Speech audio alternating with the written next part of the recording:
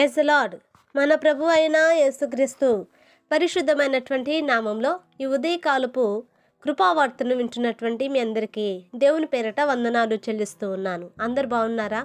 మరి పూట ప్రభు మనకిచ్చినటువంటి వాక్యాన్ని మనము పరిశుద్ధ గ్రంథంలో చదువుకుందాం. కీర్తనల గ్రంథము 91వ కీర్తన మొదటి వాక్యాన్ని మనము చదువుకుందాం. 91వ కీర్తన మొదటి వాక్యాన్ని చదువుకుందాం.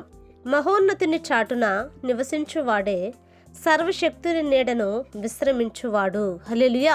నా దేవుని బిడ్డలారా, గమనించండి, ఈ యొక్క అధ్యాయం మనకెంతగానో పరిచయమైనటువంటి వాక్యమే అండి. అయినప్పటికీ ఈ రోజున మరొకసారి ఈ యొక్క మాటలను మనం ధ్యానించటానికి ప్రభు మనకు ఈ దినమున ఈ కృపనిచ్చి ఉన్నాడు. మరొకసారి మనము ఈ మాటలను ధ్యానిస్తే, మహోన్నతుని చాటున నివసించువాడే అంటే ఎక్కడ మనం నివసించాలి? ఈ ప్రజల మధ్యలో నివసిద్దామా? ఈ ప్రాంతంలో నివసిద్దామా? పలాగా నివసిద్దామా అని మనం అనుకుంటుంటాం. కానీ నా దేవుని బిడ్డలారా, అసలు మనము నివసించవలసింది ఎక్కడా అనేది మనము దేవుని యొక్క వాక్యంలో మనం వెతకాలండి.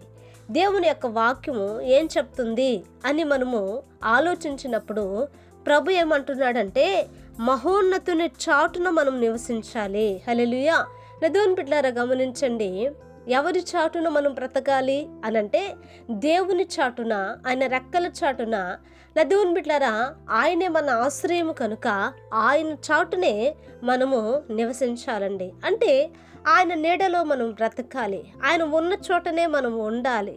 ఆయన మనకు ముందుండాలి, మనం ఆయన వెనకాల మనము దాగి ఉండాలి. కనుక ఈ రోజున ఈ యొక్క వాక్యాన్ని వింటున్నప్పుడు నా దేవుని బిడ్డలారా, కనుక ఆయన చాటున మనం నివసించినప్పుడు సర్వశక్తుని యొక్క నీడలో మనము విశ్రమించుతామండి. హల్లెలూయా. నా దేవుని బిడ్డలారా, ఆలోచించండి, ఆయన నీడలో ఎవరి నీడ ఇది అనంటే సర్వశక్తుని యొక్క నీడ. సర్వశక్తుడు. నా దేవుని బిడ్డలారా, చూడండి, సర్వశక్తిమంతుడు మన ప్రభు అయిన యేసుక్రీస్తు.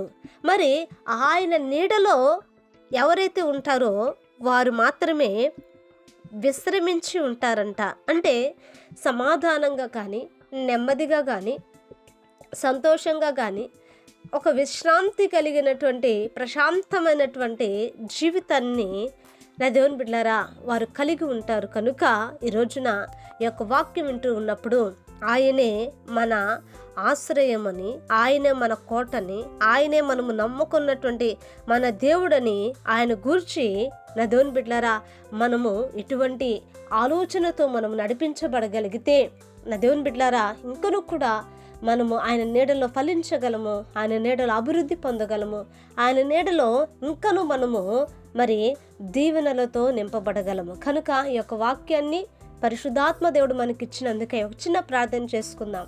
మహాపరిశుద్ధుడు అయిన మా తండ్రి, కృపగలిగిన దేవా, నీకు వందనాలయ్యా. ఈ యొక్క వాక్యాన్ని నైనా అయ్యా ఈ దినమున నా తండ్రి మీరు మాకు వినిపించినందుకు నీకు స్తోత్రాలు చెల్లిస్తూ ఉన్నాను.